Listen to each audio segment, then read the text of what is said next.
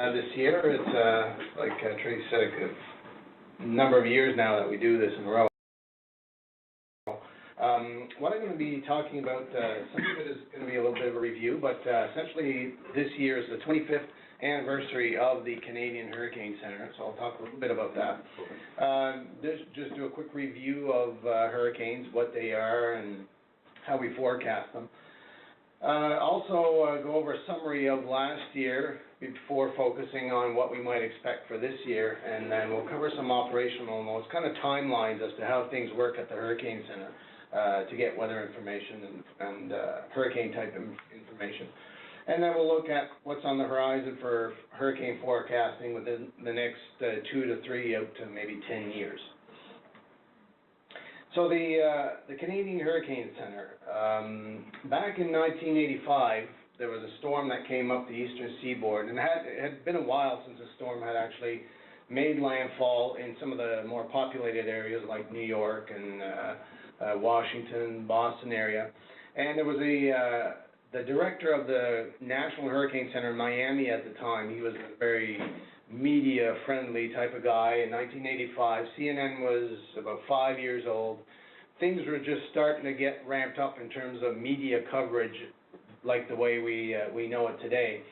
So the media just kind of went to this guy on a constant basis, and this guy, their forecast was for the storm to come up and hit New York City, then followed by Boston, and then we'll come up into into eastern Canada and cause all kinds of damage. And the term storm of the century was being bounced around as the storm was coming up. Problem was, our forecasters, and we didn't have a hurricane center at the time, but our forecasters were looking at things, and in their experience with these types of systems, they didn't feel that this particular storm was going to be a big deal for Atlantic Canada. And sure enough, the storm came up, and it caused some, relative damage along the eastern seaboard, not anywhere near what they were expecting in New York and Boston. By the time we got up to the Maritimes, it was just basically a very windy night with little in the way of rain and not much in the way of power outages. So at that point, it was shortly after the storm that we said, okay, well, maybe Canada needs some expertise in tropical type meteorology. And that's how the Canadian Hurricane Center was actually developed. Planning began shortly after Gloria, and it took about 1.5 years to get going, but finally the Canadian Hurricane Center started its operations in 1987. A few years later, we started sending our meteorologists to Miami to train with the forecasters at the National Hurricane Center. It's part of a WMO, World Meteorological Organization, multi-country training session. That takes place every spring. So we send usually about 2 forecasters down there for training on how to forecast these particular types of storms, which you'll see in a minute are different than, say, a winter storm that we get. We now have a CHC, Canadian Hurricane Center, certification program where we have different levels of certification for different meteorologists, depending on whether they've taken this course in Miami, depending on if they've received our internal training, how many storms they've actually worked, that sort of thing. And we've had a number of storms since in the 25-year history of the Hurricane Center. In recent years, what we've been doing a lot more is our one-on-one interaction with emergency management folks. We hold briefings, and I'll talk a little bit about the timeline later. But essentially, our relationships with emergency management officials has really solidified just in the last roughly 5 years. Our relationship with the media has also come a long way as well. It used to be that we'd just sit there and the storm would be coming, we'd issue our forecast and then just wait for the media to come in. But it got to the point where the media coverage was just so heavy, even here in Canada, especially if a storm is coming up the U.S. and the U.S. has intense media coverage, that will translate into intense media coverage here as well. And the storm that caused the most intense media coverage remarkably enough, was a storm that was supposed to come up and cause some problems here in Toronto, which was Isabel back in 2003. So right now what we do, we actually call the media in. When we get a couple of days out and we see the media requests starting to ramp up, we hold our own technical briefings where we'll have the media come in, we'll give them a briefing. That takes care of a lot of media requests right there, and then we can do the odd one-on-one afterwards. But essentially, those media technical briefings handle a lot of media requests at the same time. So what the Canadian Hurricane Centre is essentially, we provide the big picture. So all the other weather centers, like the Ontario Weather Centre, Quebec Weather Centre, Atlantic, and out in Newfoundland as well, they will tailor their forecast based on what we say is going to happen with the storm. Whatever track intensity that the Canadian Hurricane Centre says it's going to take, even if all the computer models that they use to produce their day-to-day forecast aren't necessarily in line with that, they'll actually follow our lead in terms of forecasting the weather. And one of our major partners in that are the emergency management officials, where we will actually work with them, and they will issue press releases and tell people what to do based on what we're saying. So those relationships are pretty strong as well. So when we send these forecasters down to Miami, some of the meteorologists from the different countries, mostly from the Caribbean, but some are all around the world, kind of do a double take when they say Canada. Canada has a hurricane center. Well, this is one of the first slides that they show at this training session, and they show the 10 deadliest Atlantic hurricanes, and actually we're on the list back in 1775. Not a whole lot of data from back then, but we do know that a storm came up and kind of brushed the Carolinas before it came up and hit Newfoundland and caused over 4,000 fatalities. Most of those were sailors in Newfoundland. So what are these storms? Well, the whole purpose of hurricane or tropical cyclone is to take excess heat that's stored in the ocean and distribute that into the atmosphere. When the ocean gets too warm, that heat has to get dissipated in some way, and the way that nature does it is to form these tropical cyclones, and it takes that heat and pumps it out into the atmosphere. A tropical cyclone is the generic term for these types of storms. In the Atlantic, they're called hurricanes. In the Eastern Pacific, they're called hurricanes. Out in the Western Pacific, they're called typhoons, but they're all the same type of storm in terms of its structure. Looking at this graphic down here is a top view of the storm. You can see these spiraling bands going towards the center, and if you look at a cutaway here or a cross section, you get these different bands. And as you approach the center of the storm, or if the storm is approaching you, you're going to see stronger and stronger winds and heavier rain as the storm is approaching. And the strongest, most intense part of the storm is right in what we call the eye wall, which is the last band that goes in before you actually reach the center of the storm. And so a lot of that air swirls towards the center of the storm, and then it goes up, and then it gets pumped out the top of the storm. But some of that air actually comes into the center of the storm and sinks downward. And whenever you have sinking air, it's basically a mini high pressure system. So whenever you have sinking air, the air tends to dry out. So that's why in the more intense hurricanes, you'll see that they have an eye, and oftentimes you can see right to the ocean surface. It's completely clear skies right in the middle of the storm, and that's because in there the air is actually sinking. Different categories of these things. Well, tropical disturbance is when we have just an area of thunderstorm activity. It's not really that well organized, and the winds are less than 37 kilometers per hour. If things are allowed to develop further and the winds exceed 37, then that storm gets a number and it gets classified as a tropical depression. And if things are allowed to intensify even further and the winds reach 63 kilometers per hour, that's when it's given a name, and then it's upgraded to what we call a tropical storm. And if there's further intensification still, and the winds reach 118 kilometers per hour, that's when it gets classified as a hurricane, and it keeps its original name. And then there are 5 classes or categories of hurricanes, category 3, 4, and 5 being what we call major hurricanes. And we've never had a major hurricane here in Canada, but we've come close, and they seem to be getting, they seem to be coming a little bit closer.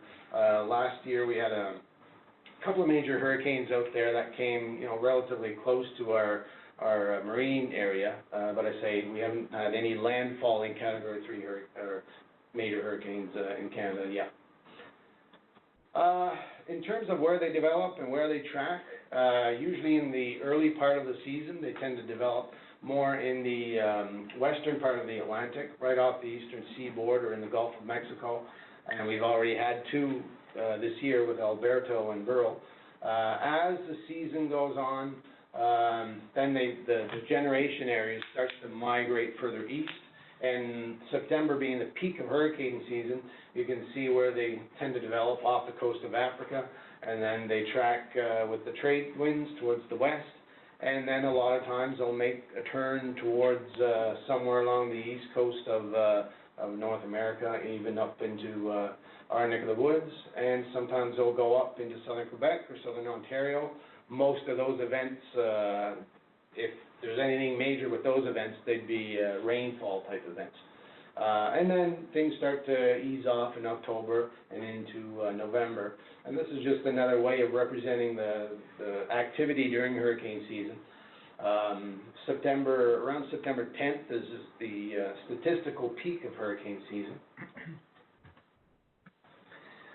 How these things kind of progress, again, during the height of hurricane season, a lot of times they'll develop off the coast of Africa, just as a disturbance, and then we'll watch it as it's moving across the Atlantic, and then it'll reach tropical storm, tropical depression stage, and develop a nice closed center, and then it might develop into a hurricane if things are allowed to develop.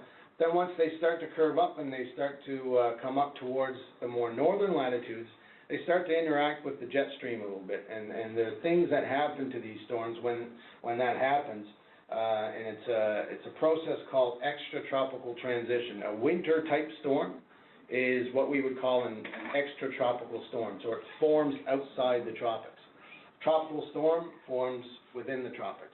A lot of times these tropical systems will come up and they'll transition from a tropical to a winter type extratropical storm. And there's a lot going on meteorologically when that is occurring. But there are a couple of things that we know and that the public should know about this, and that we reiterate every time a storm comes up, is what happens to the heavy rain and what happens to the strongest winds associated with the storm.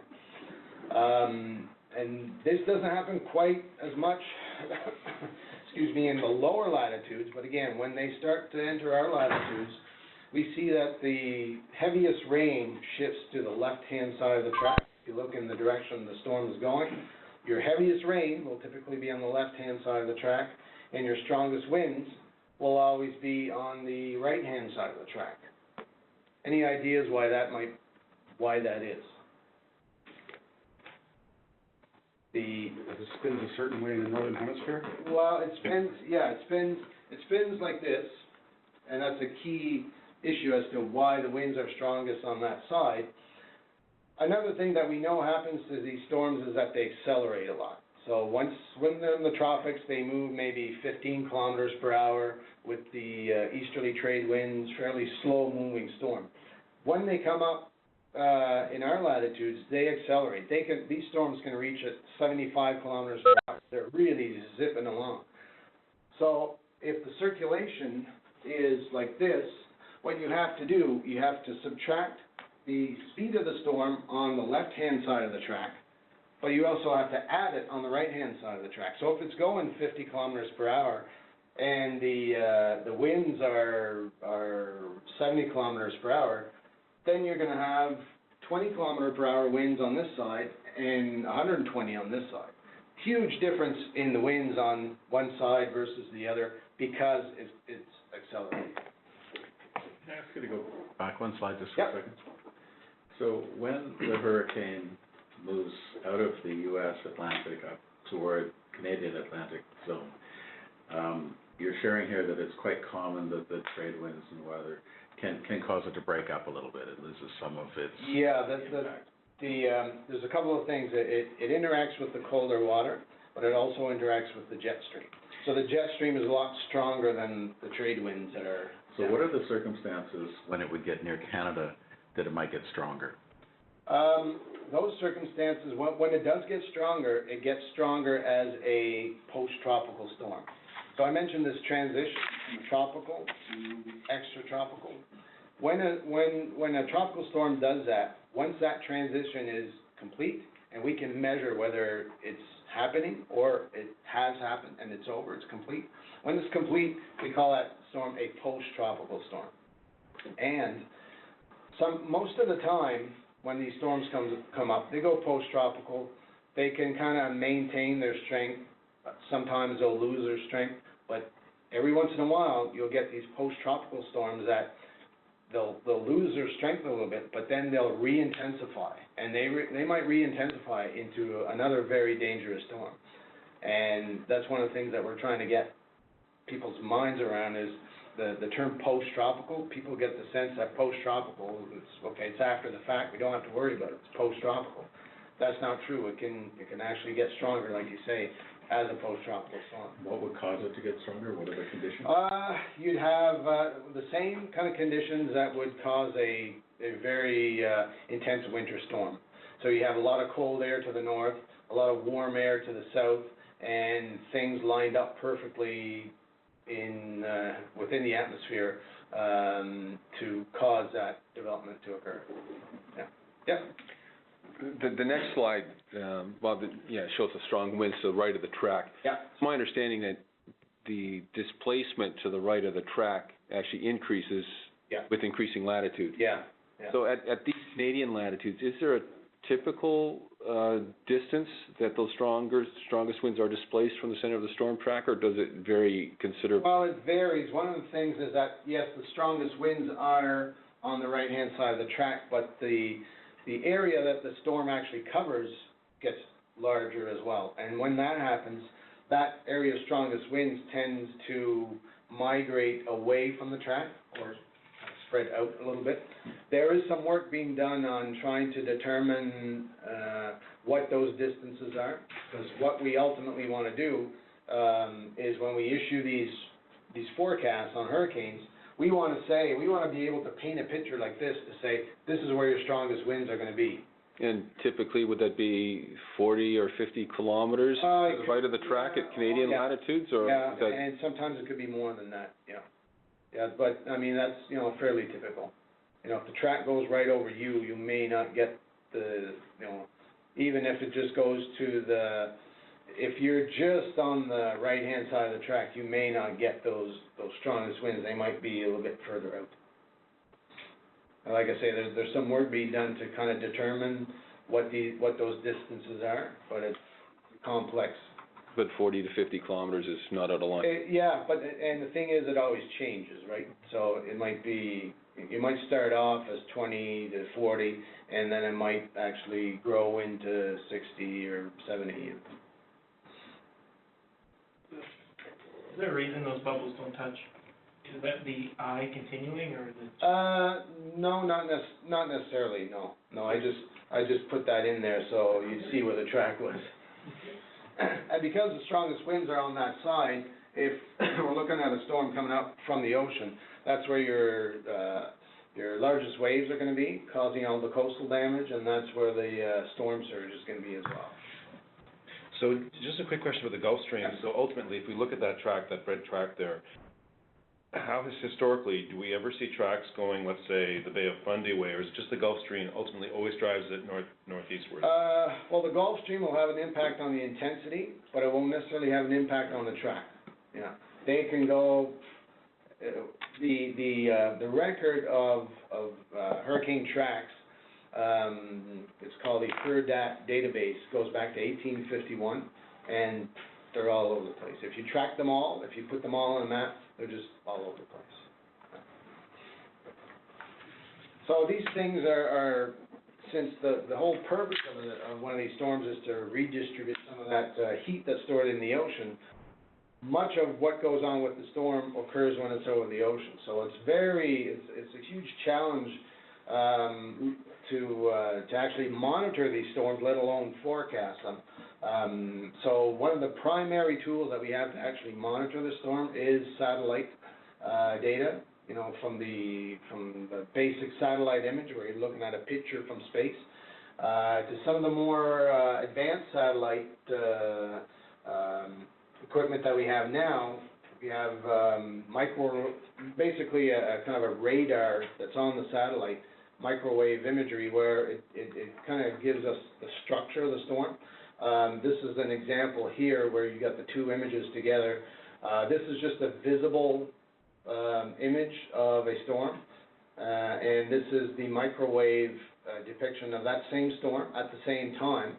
So looking at the visible image, which is essentially a picture taken from space, it's very, very difficult to discern any kind of center based on this image. But if you look at the microwave image, there's a very clear, not quite an eye, but you can see that that's where the center of the storm would actually be. So you can't really discern that center from the regular satellite image, but you can from the microwave imagery. And of course, where we can, things like buoys over the ocean, ship reports. Once a storm gets closer to land, then we can use radar.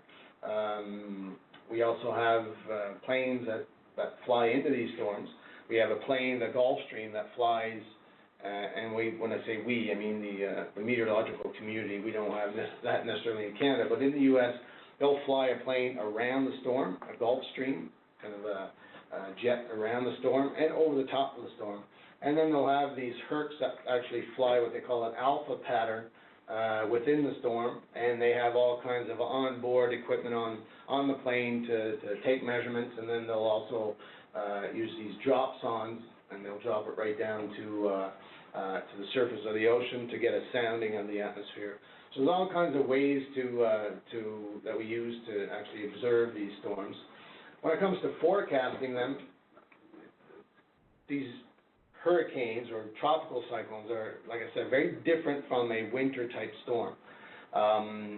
When we forecast them, we actually forecast the track and the intensity separately, totally separately.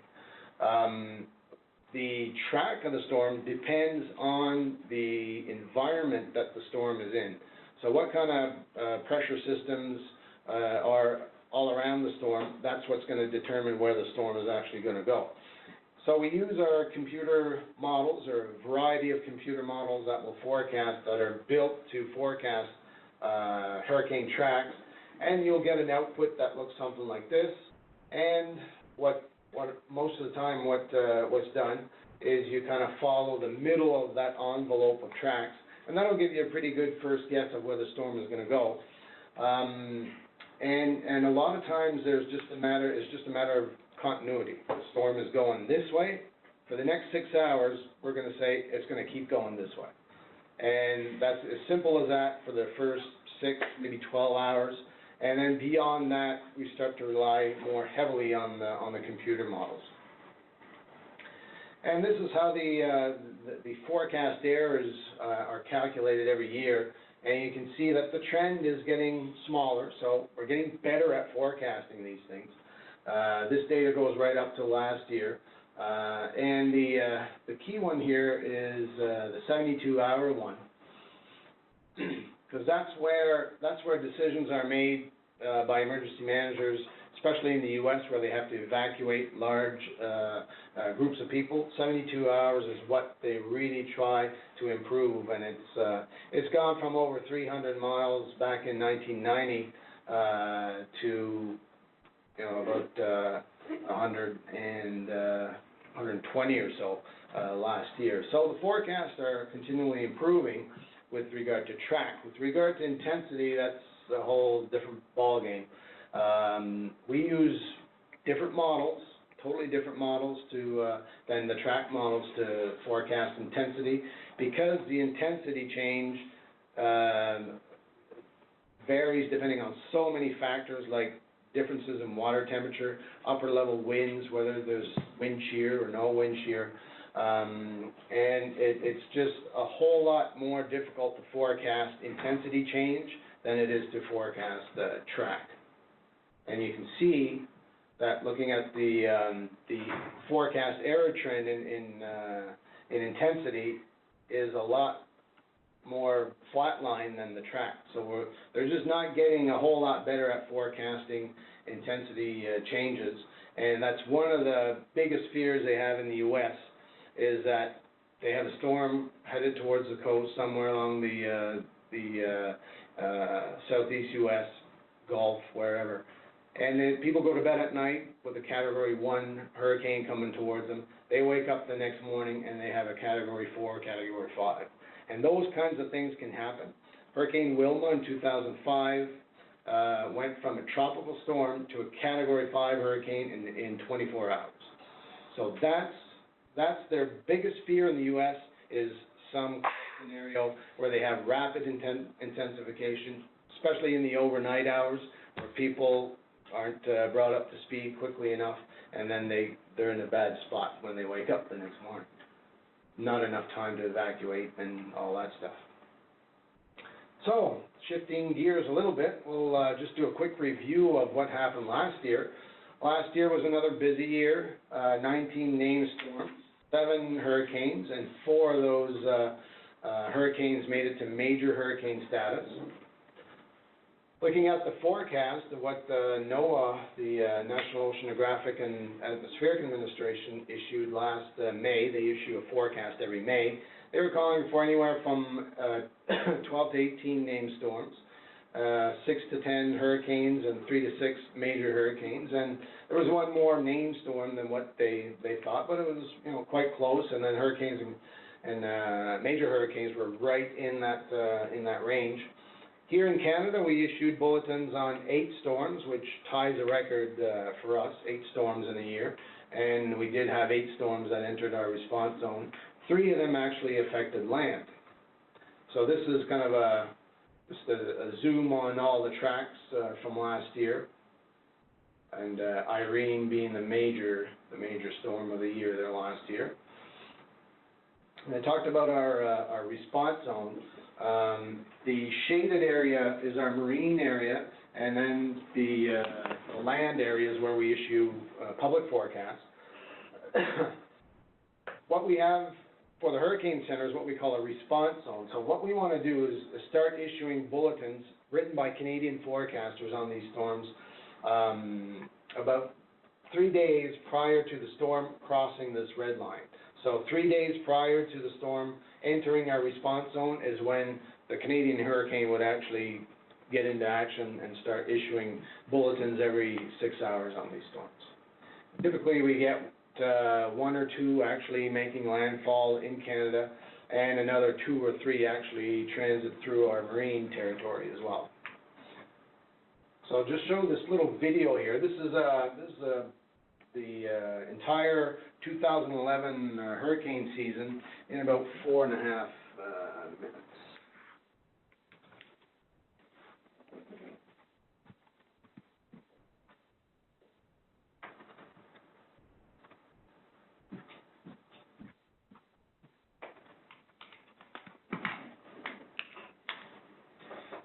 So at the top here is is the month, and as this little clock goes around, that's the day of the month. So when it gets to about half, that would be June 15th, right about there. So a year from today, a year ago today. So this year in 2012, we've already got 2 named storms. But last year, it took a little while to get our first named storm, which was Arlene. That was towards the end of June. And the tropical systems have very nice, round, symmetric shape to the cloud patterns. those extratropical type storms have a comma-shaped cloud pattern, and you can see even into the summer, there's still a lot of extratropical storms that are moving through eastern Canada as well. So now we're in the middle of July. We got Brett, Cindy. Those didn't amount to too much.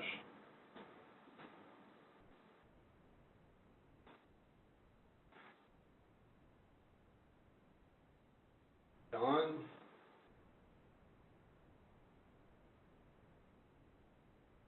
You can see as we get into the latter part of the summer, things start to bubble up a little bit more in the tropics, which means that the water is getting warmer and the season's really getting going.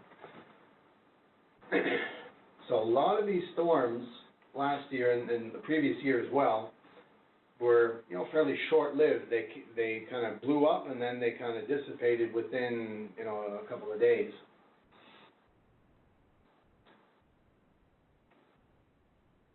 But here's Irene. Irene got going towards the end of August. And then watch how it speeds up as it's coming up. So it really gets going. So that's why the winds are so strong on one side as opposed to the other. And then we had Katia. Katia is the storm that replaced Katrina in the list of names from 2005. So Katia became a major hurricane and was heading right for the Maritimes, and then it took thankfully for us, it took a right turn. We were expecting it to do that, but when you have a storm approaching you, you hope the forecast is right.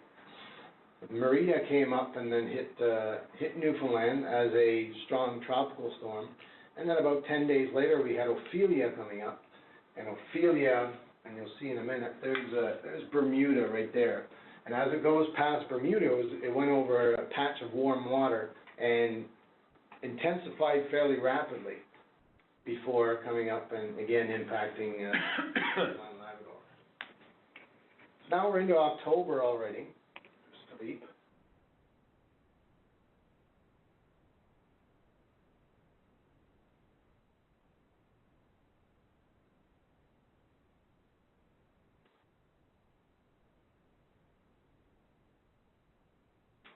So things do start to calm down a little bit once you get into the latter part of the fall.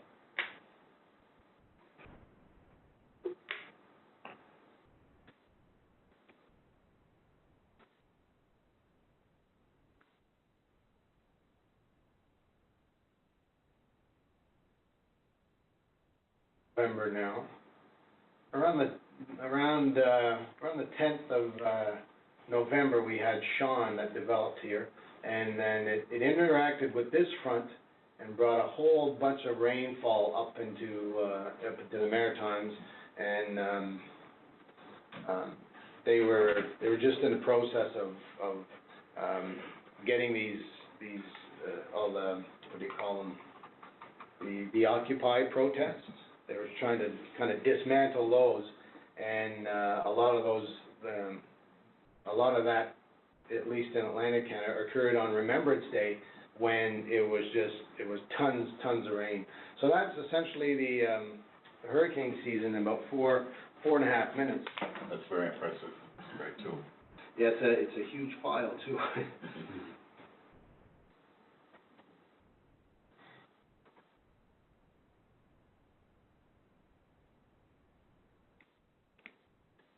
Look at a few of these storms individually. Hurricane Irene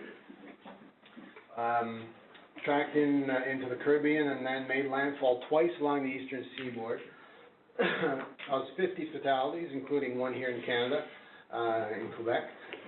In terms of with the storm tracking the way it did, coming so close to land, it was unprecedented in terms of data for a hurricane in the Atlantic. There's so much data on the storm. It was just incredible with all the new sensors that we have on the aircraft and on the radar and on the ground as well. It was just unprecedented in terms of data, and it'll probably take take more than a couple of years to kind of go through and study this particular storm with all the data that we have. There was devastating flooding to the left of the track. By that time, all the rain, by the time it got up into the northeast U.S., a lot of the rain had already shifted to the left of the track. There were damaging winds in the northeast on the right-hand side of the track, and even into the Maritimes, where areas in New Brunswick were out of power for about a week in certain areas. And here's some of the pictures from Vermont, actually. And there was just stunning numbers coming out of Vermont. They had something like 2,400 road washouts. 800 bridges were destroyed, and they had about 12 railroad tracks that were washed away. And that insult to injury, their state emergency operations center was completely underwater. They were totally flooded out. They had to move to another EOC in the middle of all of this. See some of the pictures there with the road just completely eaten away. As you look at some of these pictures, I find they're quite reminiscent of what we saw with Igor in Newfoundland back in 2010. These pictures were actually taken by, there's a company in Vermont, it's basically a little helicopter charter company, and they went up and took a whole bunch of pictures. And mansfieldheliflight.com, if you go to that website, you'll find these pictures and a ton more of these pictures. Amazing pictures from the floods there in Vermont. Hurricane Irene was the most expensive Cat 1 hurricane in insurance history. Oh, was it? Oh, that's good to know. Yeah, it's, what were the numbers? Somewhere between 5.5 and 6 billion. Yeah. Those are U.S. numbers primarily, or? Yeah, it was a bad one, and when you talk to people in the northeast U.S., they weren't quite expecting the flooding and the rain that occurred with it, even though that was very explicitly forecast, that they would be getting that amount of rain, and then that would cause devastating flooding. Those are all things that were said prior to the storm getting there, but when people, especially when in an area that hasn't been hit by one of these storms in a long time, you tend to have a disconnect between what will actually happen and the actual weather. Question for you, just looking at Irene and the track, you're looking at Hurricane Hazel. We call it Hurricane Hazel, but when it comes actually across the Canadian border, it's either a tropical disturbance, what is this, is it the media, is it like, how does it work in terms of naming? So you have a hurricane, it is a hurricane. Yeah. And then it dies down and becomes slower, but everyone keeps calling it a hurricane. Yeah. Is that just, okay, it's not really a correct, like, I know it originated as a hurricane, Yeah. but is that the media trying to hype things up maybe, or I'm just curious about... There's no doubt that whenever a storm has a name, it gets it's more sexy in the media. Yeah. The way we name these things is, like the first 5 slides where I had the different categories. When we identified a closed center and the winds are a certain speed, that's when it gets a number and it gets classified as a tropical depression. And as long as it keeps that structure, it will be classified as a tropical cyclone, and for here it's a hurricane. But the hurricane, it wouldn't be classified as a hurricane until the winds reach that threshold of 118 kilometers per hour. Once they start coming up into our neck of the woods, they tend to weaken because of the colder water, or when they're coming up over land.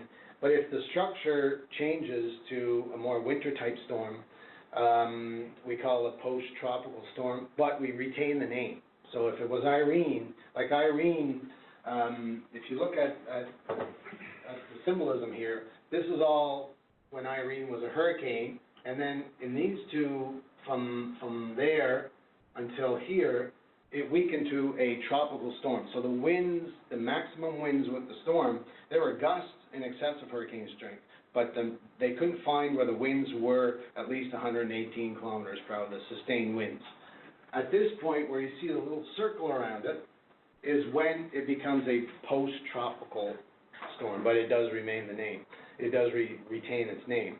Now, in some of our models, we can determine from the storm structure, is it a tropical system or is it a post-tropical system?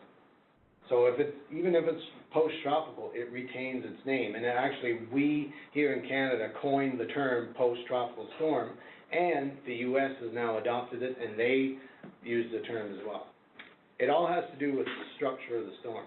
But when the media doesn't really differentiate between, they'll still call it a hurricane even though it's a post-tropical storm. It doesn't have the structure of a hurricane, but it still has a name. They'll still call it a hurricane, whatever.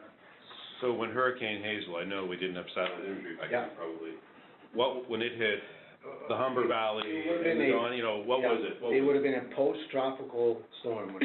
What wind speeds were they looking at probably?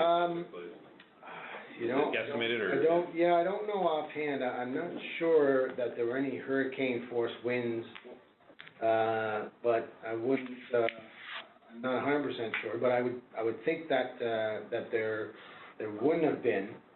The thing that we saw with Igor, and very similar to Hazel, is that the storm actually interacted with another weather system, a front that was just to the north. So it was dumping all this rain was shifting to the left-hand side of the track, but was going up against this front, which essentially just squeezes all the moisture out of the air, and then you got that rain, that very heavy rain in that area.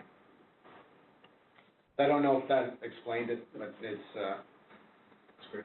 Yeah. Yeah. I'd just like to build on Paul's question here with Hazel coming up. The structure of the storm changes, it comes north and becomes post-tropical, like you said. But there could be some situations where even that post-tropical storm system, that winds could exist that are hurricane strength, right? Yeah. And even if that happens, it still wouldn't be a hurricane again. It would still be a post-tropical storm with hurricane force winds, right? Yeah, okay. Yeah, and then they're trying to explain that one to the media. This would be impossible. So then we had Katia. I mentioned where Katia came up and then took this turn towards the northeast. There were some large waves along the Atlantic coast, but otherwise no significant damage there. Then Maria was an interesting storm where it came up, and we've been tracking it for days. And it had been a tropical storm. It wasn't really expected to become a hurricane. And then some of the data from the aircraft that flew into it, less than 24 hours prior to the storm expecting to make landfall in Newfoundland, discovered that it did have hurricane strength winds, and we had to upgrade it to a hurricane. So now, we're talking about a glancing blow from a tropical storm in Newfoundland to now we have a hurricane. That this just all kind of went down right about 4 or 5 o'clock, right before the news, the supper time news. So all the news in Newfoundland led with, okay, Maria is now a hurricane and it's coming right for Newfoundland. Now they're still kind of sensitive from Igor there, so it caused a lot of concern in Newfoundland.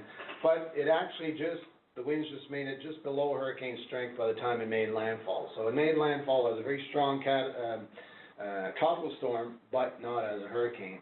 And even though this is one of these storms that interacted with another low that was just north of Newfoundland, and even after Maria was long gone, they had winds of close to 100 kilometers per hour in Newfoundland, but that's just another day over there. There weren't even any power outages associated with Maria.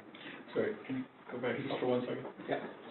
So in the middle of the graphic there, it's got the date 16th of September. Yeah. And that's over some color there where, if I'm reading correctly, the ocean is 27 degrees at that point. Yeah. And not too far up in Newfoundland, it's a deep purple, so the temperature is 10 degrees. Yeah. So when you were sharing earlier, it cools. Yeah. I mean, it really cools. It really cools. That's a huge difference. And when we get a very strong, if we had a pure hurricane hitting Newfoundland, because Igor it officially got classified as a hurricane, but it was going through this transition, but the key is it hadn't completed the transition. But if we had just a pure hurricane affecting Newfoundland, because of that cold water, it would have to be a very strong hurricane down here, and it would really have to be moving fast so that it wouldn't have time to weaken by the time it got there. I assume part of what you're sharing with the graphic here is it's kind of important, the difference between it being 26 degrees and being 28 degrees, whatever. Yeah. Suddenly we're talking about 10. Yeah, oh yeah, it's Different remarkable, worlds. yeah. Okay. Oh yeah, the Gulf Stream can do amazing things. You can see how, if you remember from the video, how Ophelia, just that eye came really, really distinct as it was going by Bermuda.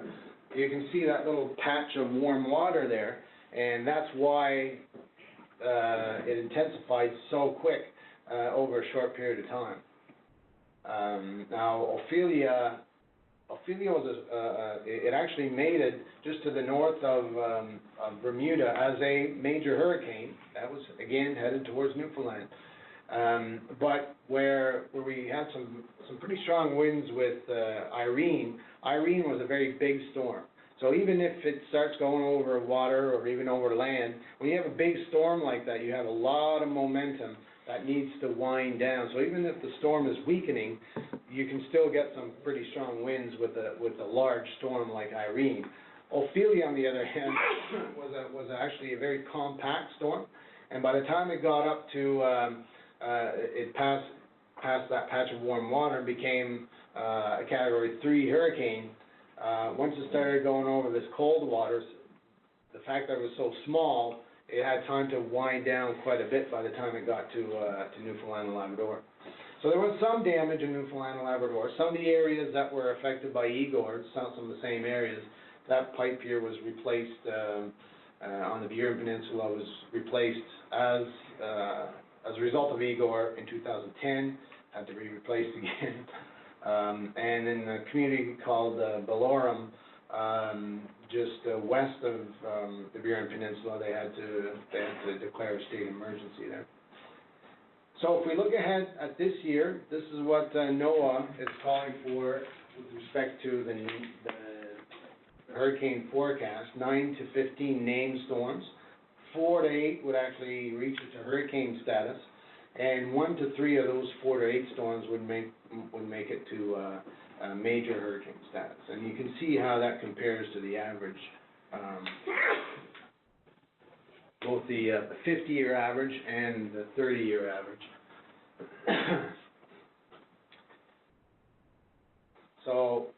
So basically, they have it centered right on the average, plus or minus 3. Some of the, if you kind of think of how accurate these forecasts are over the years, this is the lower range, and this is the higher range of these NOAA forecasts each year. And obviously, the one that really sticks out is 2005, the hyperactive year, where we had 28 named storms. But for the most part, they're within what actually happens here. The black line is within the range of what is forecast. Last year was a little bit above, but for the most part, it's within that range. And if you really need to know how many storms we're going to get, I would ask, well, what are you doing in the first place? But that you need that information. But if you look at whether it's below average, near average, or above average, if you look at it that way, these forecasts are actually pretty good. So why is it going to be the way it's going to be? Well, as you no doubt saw there, especially with Ophelia, water temperature is certainly a big factor in these storms. Looking at the Atlantic right now, this is from last Saturday or Sunday, the water temperature out there is cooler than it has been in the last few years. So that's one of the reasons why we're looking at probably some lower numbers than we've seen in the last few years. However, there's an area of above normal water temperature in the middle or western Atlantic, In this generation area, what we call the generation area, during the peak of hurricane season, just off the coast of Africa, the water is actually a little bit colder than average. So that's going to play a role, but then there's this huge area in here that actually may come down, or it may not. We'll have to kind of monitor this over the course of the summer to see how it's going to go. Another thing we look at is whether we have an El Nino or not. An El Nino, we know, is a suppressor for hurricanes. Anytime we have an El Nino, that results in some wind shear in the Atlantic Ocean. Hurricanes don't like shear, so when we have an El Nino, we tend to have fewer hurricanes.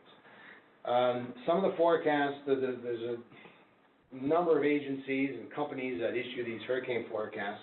A lot of them are issued earlier than what NOAA does, and they were calling for relatively quiet year, but based on a strong El Nino developing by the summer, and that's not really happening. We are going towards an El Nino, but it's a little slower than what some of the earlier predictions were.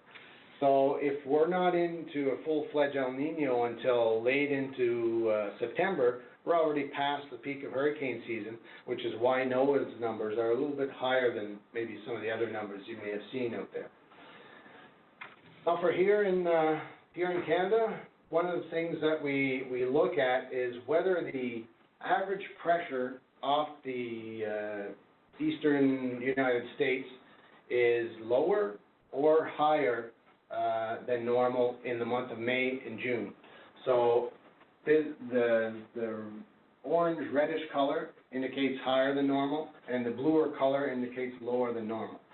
If the pressure is lower than normal in that area in the month of May and June, there tends to be more of a propensity for these storms to actually make a curve towards the north. If it's higher than average, then the storms tend to just keep tracking with the trade winds and hit the southeast U.S. or go into the Gulf of Mexico. So it's been above normal for a lot of May into June. Now it's going more below normal. So it may be an indication that if this continues, that there'll be more of a trend for the storms to curve up our way.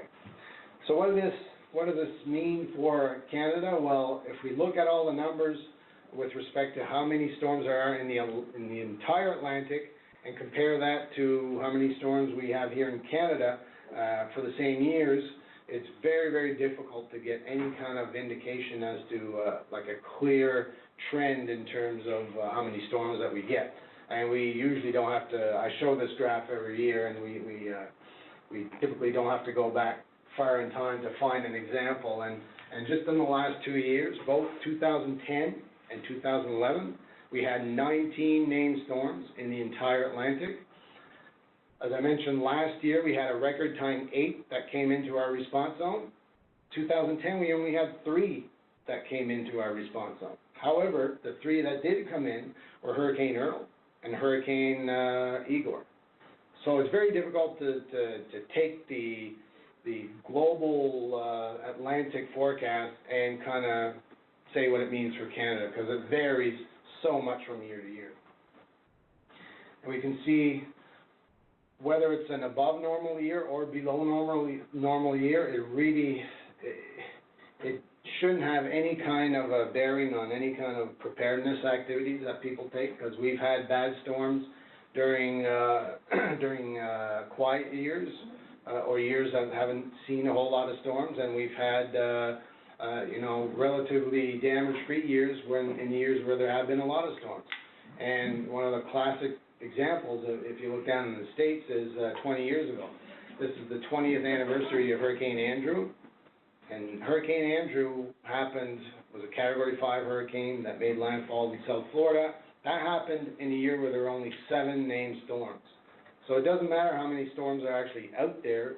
Our message is always, it only takes that one storm to make it a bad year. And this is the list of names that are going to be used this year. As I mentioned earlier, we've already seen Alberto and Beryl. I mentioned last year as well, anytime a hurricane causes a whole lot of damage or fatalities, that country or group of countries can apply to the World Meteorological Organization to get that storm name removed from the list of names. Last year, the U.S. made an application, so they got Irene removed from the list of names. You'll never see another Hurricane Irene. That was replaced by Irma, and we did it there the year before for Igor, so it was only the second time that Canada has had one of these names replaced. So Ian has replaced Igor on the list of names. So the next one this year will be Chris, whenever that happens to be. In terms of the information that we send out two types of text bulletins. Some of these forecasters that have gone to Miami for that training, they will be scheduled when a storm is coming up.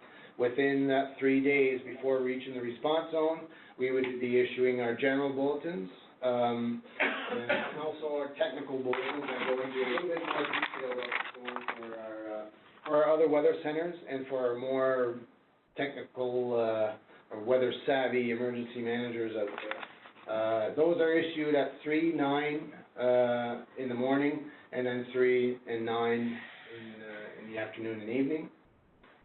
One of the new things that we have this year at Environment Canada, it's not just the Hurricane Center, but we're moving towards a new software to issue all our warnings and our forecasts. So whether it's a tornado warning or any kind of other warning, they'll be issued using a new tool that we're using at Environment Canada. And we're using that tool right now to actually issue our hurricane forecast track maps. You might remember, if you look at some of our stuff, what they looked like last year and since the early 90s. This is what the new track map looks like right now. A bit more color, a bit more appealing visually. So that's one of the changes that we have this year. Reminder on what the warnings and watches mean. When we have a tropical storm or a hurricane or tropical storm watch, it means that those conditions are possible. We don't necessarily think for sure that they're going to happen, but they're possible within a 36-hour period. Once we keep monitoring the storm and we get a bit closer, 24 hours out, if we're still thinking that this is going to happen, then we would upgrade that to a warning. And last year, you can have a watch and a warning for two different things at the same time. And for Maria last year, remember, it made it to hurricane status less than 24 hours before going up into Newfoundland. So we had a tropical storm warning, because we knew they would get tropical storm force winds, which are 70 to 117 kilometers per hour. But we still weren't 100% sure they would see the actual hurricane force wind. So we had a hurricane watch in effect, but we also had a tropical storm warning. So you can have those two in effect at the same time, but for different wind thresholds. Now, just to walk you through a bit of a timeline as to what we do at the Hurricane Center. There's a couple of people in the Hurricane Center who work year-round on hurricane-related stuff, myself and Dr. Chris Fogarty, and we were involved with all kinds of off-season things, going to conferences, working with the U.S., coming up with our annual reports to send to the WMO. Once we start to get into hurricane season, kind of like in the month of May, we start to ramp up. When NOAA releases their hurricane forecast, we hold one of these technical briefings, and we kind of try and interpret what it might mean or not mean for Canada. And this is an example of some of the briefings we do. This is, we're into hurricane season. For us right now, this is briefing season. We're doing briefings. I did a few last week. I'm doing this one today, and I've got 3 lined up for next week, 1 the following week, and then 1 or 2 the first week of July. We're doing a lot of these hurricane-type briefings. We do one for emergency managers. Sometimes we'll actually, if it's been a while since they've had a hurricane, or a lot of their people have kind of moved around, we might have a full day or a half day train just on hurricanes. Then we have our media technical briefing when NOAA releases their forecast, and then we do some of these special agency briefings like the one I'm doing today.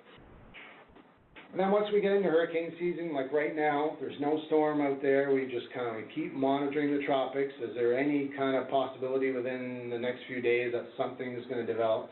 You get the odd media request asking, well, how are things shaping up? And we're constantly talking to EMOs about how things are shaping up.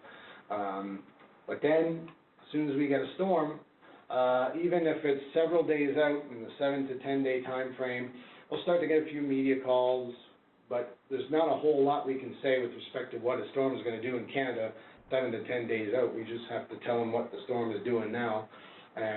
But then once we get into about 5 days, 5 days is when things really start to get going for us, because that's the length of the forecast track. So the forecast track goes out to 5 days. So if the end of that track is starting to show that the storm is going to come up somewhere into Canada, anywhere from Ontario to Newfoundland, our media starts to really ramp up at this point. And then once we get to about 4 days out, then we'll have to have some internal meetings to decide whether we're going to have a media briefing, when we're going to have it, what days, and then there's all kinds of logistical stuff where we have to book boardrooms to be able to make that happen, because there are only a couple of boardrooms at our offices where we can actually, that are large enough to bring the media in. And then once we get into the day and a half to 3 days out, we start holding these emergency management briefings every morning. The bulletin that's issued at 9 o'clock in the morning, 15 minutes after that, we get all the provincial EMOs, Public Safety Canada on the same call. We do a WebEx like this, and then we just talk about the storm about 15 minutes. We let the emergency managers talk amongst themselves so they can coordinate, and then we go from there, and then we just continue with the briefing process. We bring the media in again. We do that every day right up until the storm. Some of the decisions that are made based on those briefings have been quite striking over the years. In Newfoundland with Igor, they just don't close the schools in September for a rainstorm, but they did with Igor, based on our discussions with them. And some of the elected officials said that decision, no question, saved lives, that there weren't any buses on the road when all these roads started to wash out. Another one is with Hurricane Earl in Nova Scotia, where they closed the provincial parks on the long weekend in September. Last long weekend in the summer, people are out camping, they want to take advantage of the long weekend, and so they actually closed the parks, and we had a number of trees down all across Nova Scotia, and a lot of them were in these provincial parks, so that more than likely saved lives as well. They'll issue press releases and deploy any kind of staff they need, and scheduling, all based on those morning briefings that we have with them. Once we get into about a day or so before the storm, that's when we would start issuing either the warnings, the watches, and the warnings, or upgrade the watches that have already been issued to warnings. And then the day of the storm, a lot of times we'll actually send one of our meteorologists to the Emergency Operations Center as needed to ride out the storm in that EOC for that particular agency. And then after the storm, then we would participate in any kind of debriefs, contribute to any after-action reports, that kind of thing. And then about a week or so after that storm is gone, then we go back to monitoring mode, and we just kind of do the same thing over and over again, and hope that we don't get a storm, 2 storms within about a week, because that would severely impact our resources at the Hurricane Center.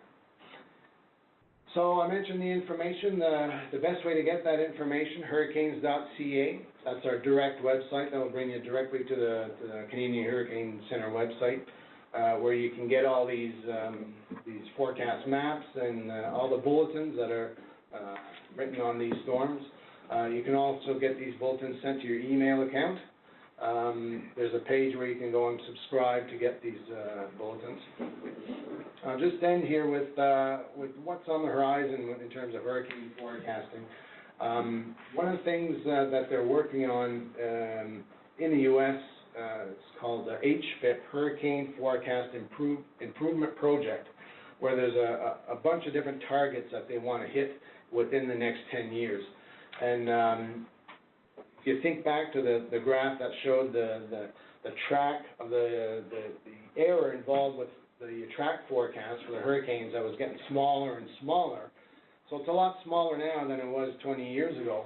But what they want to do is actually reduce it by 50% within the next 10 years, which would be absolutely incredible if they actually end up doing that. So if you're looking at some of the data from the U.S. where they show the track and then a cone, that cone, they want that cone to be 50% smaller within the 10-year period. The other thing is that they want to get a better handle on this rapid intensification. Their nightmare scenario that I talked about earlier, where they want to be able to forecast these rapid changes in intensity, either intensification or weakening, a lot better than they do now. Because if they were in a situation where they'd have, say, a tropical storm that developed into a Category 4 or 5 hurricane off the coast of the U.S. within, an overnight period, it would be pretty catastrophic for them. And we're going to be introducing our own cone of error probably within the next hurricane season, not this one, but the next one. And then the last thing is what they want to do in the U.S. is actually extend the track, where it now goes out to 5 days. They want to extend it out to 7 days. That's going to have a huge impact on our operation, because now we start ramping up 5 days prior to the storm's arrival, because that's where the end of the track is. If they go up to 7 days, that means that the media in mass is going to be at our door 7 days out. And the errors still involved in a 7-day track forecast are still quite large, so you can't really tell them a whole lot. But if we start seeing 7-day tracks, that'll mean a whole lot more work for us at the Hurricane Center. So with that, I'll open it up. Any more questions if you have any? I have a question. Maybe it's very obvious. When you have this cone of the track, is this actually the area that you are going to issue warning or what? No. What they do to come up with the cone is that they issue position forecasts for the storm. So in 6 hours, we think the storm is going to be here. So what they do in 6 hours, they actually take where the storm actually is, and that's your error. So they do that for every forecast for every storm. So they get an average error for each of the storms that are out there. They take the average error for all these different positions, and they take the average for the last 5 years, and they come up with a circle. So that's their error for the position. As you go out further in time, that circle gets bigger, and they just join the lines and it makes a cone. So the cone is actually saying where the track of that storm could go. Sometimes the storm is a lot bigger than the cone, so the area affected might be a lot bigger than the cone. But the cone is only where the track could go, where the center of the storm could go. Yeah. So it's two questions. First one, I noticed that when you're talking about intensity, it was, I think, in reference to wind and not necessarily rain. Yes. Has there been any more resources been put into forecasting rain intensity as opposed to things like, because Irene and Ybor were major rain events, right? So both in the U.S. and Canada. I was going to just touch on that. In Canada, they approach, in the U.S. I should say, they approach it a little bit differently, where their rain forecast is actually done, even if it's with a tropical system, is actually done by another forecast center in Washington. Because it all depends on the shape of the storm and how fast it's moving when it's going over a particular area. So you could have theoretically as much rain coming from a tropical depression as you could with a Category 5 hurricane. That's the kind of range you're talking about. So when we're talking about hurricane intensity, there was actually at some point where storm surge was one of the indicators. They've put that aside, and it's just entirely 100% wind. So when you're talking about hurricane intensity, it's only wind speed, and nothing else like rainfall or storm surge or any of the other threats with the hurricane. In Canada, you look at rain not separately, together? Well, because we don't have a forecast center that would actually just forecast that precipitation, so we do both within the hurricane center, just because there's no other, we're not set up structurally like they are in the U.S. where they have a hydrological forecast center. Shared with us some of the communications challenges that you pursue each year and the scheduling, et cetera. Can you share with us some of the communications that aren't with the media or with emergency managers? Are insurers calling more often, private industry, or what kind of calls, and what are they calling? What other people ask? What we've tried to do, because it's, when we have one of these storms coming up, is just so busy that we can't have too many people calling in. The direct line to the hurricane forecaster is only shared to, not to the media, but to emergency managers, the other forecast offices, like here in Toronto, and the Hurricane Center in Miami. Those are kind of the only people that actually have that number. I don't recall necessarily any calls from the insurance sector during a hurricane, perhaps after there's some discussions there. During, it's mostly, if say the private sector, if they have a seat at the emergency management table, like for example, some of the oil refineries in Halifax, for instance, since they're critical infrastructure, they would have a seat at the emergency management table. If they had concerns, they could go through that emergency management stream to get directly to me or to Dr. Forward. Yeah. We'll go Okay. I remember last year when Irene came up the East Coast, we had a lot of clients that were concerned with Irene, and so I was always looking at the 5-day cone, and I was totally impressed. The whole history of the storm went right through the center of the cone, yeah, all the way up for like the 15 days, whatever was being tracked, and I'm still astounded at the accuracy of that track prediction. But with that, I was able then to transfer that into tools I've developed and tell my clients, you know, these are your properties that you've got in that cone, but I'm a little bit puzzled as to why I'm the only one who thinks this way. But I mean, you talked about, you know, what I've coined the storm damage track offset, right? Yeah. Which is the distance from the maximum damaging winds are off from the storm track, and you're still showing people the storm track, even though we know well that the maximum damage is not going to be there. It's going to be here. Yeah. And you know, I've developed my own algorithms to calculate that, and I can tell my clients that, you know, this is the cone, but this is where the damage track is expected to be, and these are your properties that you ought to be concerned about, not these ones. Yeah. Why are we not progressing in this direction? What we're actually forecasting is the track of the storm, and the damage is kind of a spin-off of where the track is going to be.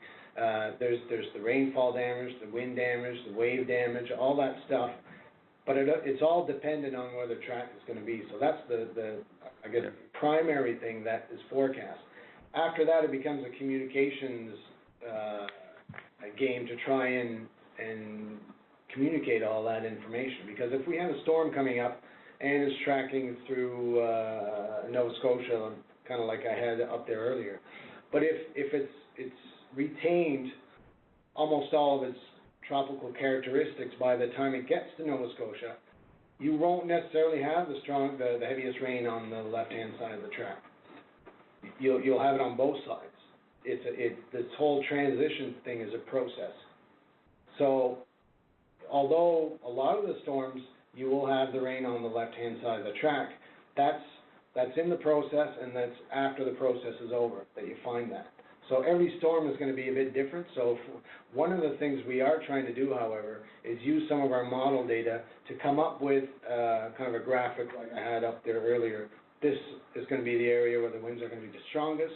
This is where you're going to find most of your rainfall.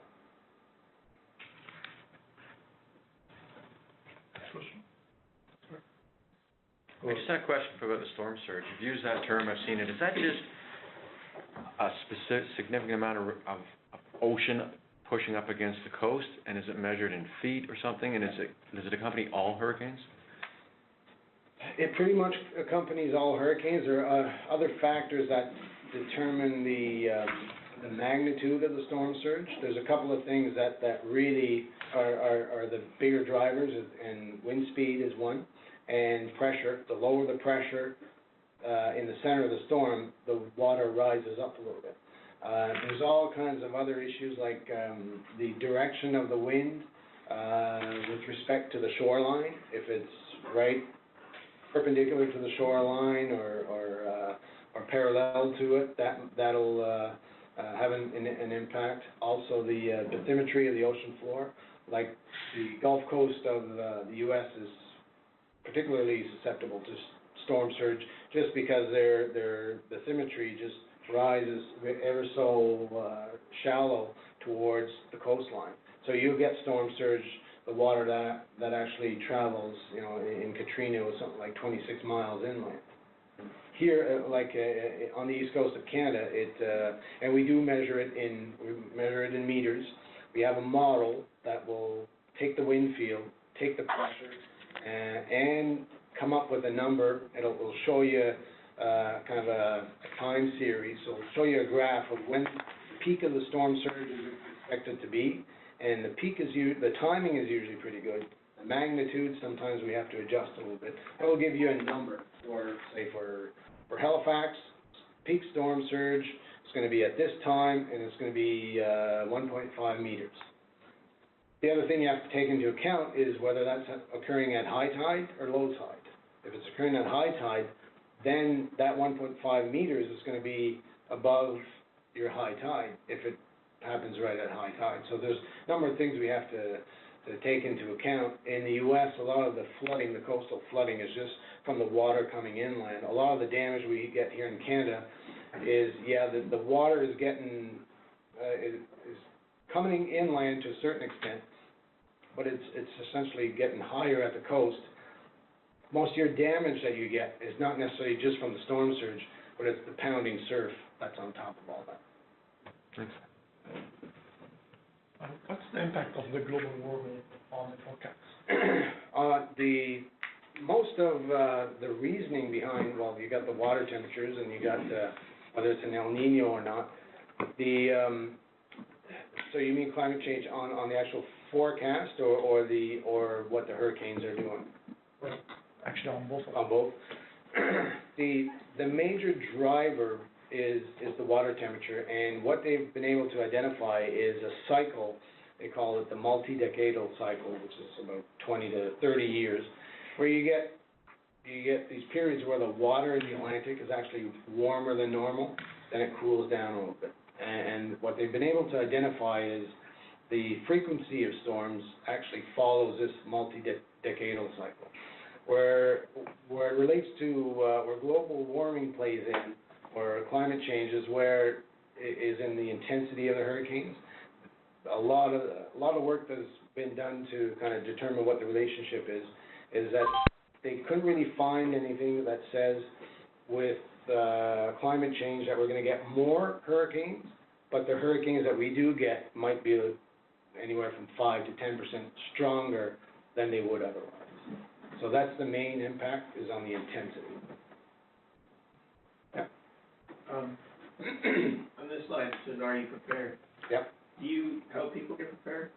Do you have, in the media briefings, tell them, go to Home Depot? What we've done is, with our partnerships with emergency management officials, we have them come into our briefing And we'll get up there, we'll talk about the storm, the meteorology of it. Then we'll have someone from either our provincial EMO come up, and usually it's the provincial EMO. They'll come up and they'll say a few words on preparedness. So what people should do based on the forecast and based on whatever else they have to say. Now, if they can't make it at one of these briefings, they'll pass on a list of things that we can use during the briefing. But we have them come in to physically come into our briefing with us. So that kind of presents a unified approach to the public and to the media that, you know, we're working together and this is what the storm is expected to do and this is what you need to do to prepare. So it's about surviving the storm, is it, like, I just wanna know some of the messages, is it, make sure you have food and water, put your pets inside, Those kinds of things, yeah. And it'll be tweaked depending on what we expect the main threat to be. If you know, we're expecting a windy day, but a lot of rain, then that message would be towards, you know, some flash flooding type of scenarios. If it's more wind, then we'll kind of go with the power outage scenario and say, well, you know, this is what you need to do beforehand and all that kind of stuff. Yeah. Darrell was sharing earlier the success of accurately anticipating where the hurricane will strike and how strong the hurricanes are. With Juan, that was an example where, again, the accuracy was very, very good. There was Juan struck when and where and with the strength that was expected by the meteorologists, by the Hurricane Center. But there was feedback afterward that the message didn't necessarily get to the public. Yeah. And the public didn't have the awareness of what was coming. Yeah. Is it your sense with Igor, with improvements that have taken place in terms of working with the EMOs and the media and whatever, that our ability to communicate the science, the meteorology is better than it was even 10 years ago, 5 years ago? In my opinion, there's no doubt. There's no doubt. It's much more efficient in the way we're doing it, and I think it's more effective in getting that message out. To say that the end result is you want people to take action, to prepare. Whether that's actually happening or not, I'm not 100% sure it is. If you look at some of I'll use a U.S. example, but with Irene last year, you know, they have all kinds of ideas as to how accurate their forecasts are, whether it's a hurricane forecast or it's a flooding forecast from the center in Washington. Their flood forecasts for Irene were better than what their average forecast is. Yet people didn't take the necessary precautions, and they actually said after the fact that they were surprised that they got the flooding they got. Do you sense that the improvement within Canada of the listening and paying attention and hopefully acting upon the advice, it might have improved more so in places like Nova Scotia and Newfoundland, where there's been some bad experiences? Mm-hmm. But my sense is I'm not certain you're probably getting as many calls from Ontario when the storm is going toward Ontario or Quebec or whatever that haven't had some of the... Yeah, there's a term for that, and it's called hurricane amnesia. And it happens like in New Brunswick, for example. They haven't had a land-falling hurricane since 1969. Most people don't know what that's going to cause. If we had one of these frontal systems that came down and coincided with a very strong post-tropical storm coming up into southern Ontario, I mean, you could get rainfall amounts on the order of 150 to 250 millimeters like we saw just 2 years ago with Igor and what we saw last year in the northeast U.S. with Irene. And then that would be another challenge to communicate that you know, most people don't necessarily know what that amount of rain over a large area would do.